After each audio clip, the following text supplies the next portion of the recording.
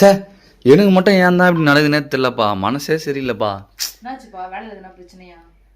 அதெல்லாம் இல்லைப்பா. நான் யாருக்குமே எந்த கெட்டதுமே பண்ணதே இல்லைப்பா. ஆனால் எனக்கு மட்டும் ஏன் மாறி மாறி இது மாதிரிலாம் நடக்குதுன்னு தெரியலப்பா. என்னாச்சுன்னு சொல்லுப்பா ஃபர்ஸ்ட்டு.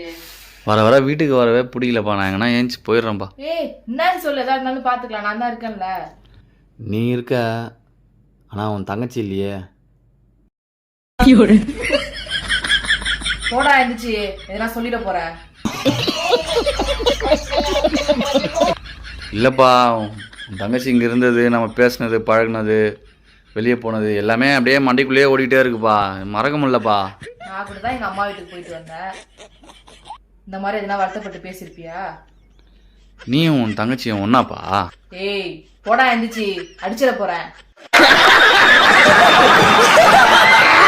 இல்லப்பா. இதுக்கு மேல எதனா பேசின தூக்கும்போது கள்ள தூக்கி போட்டுருவேன்.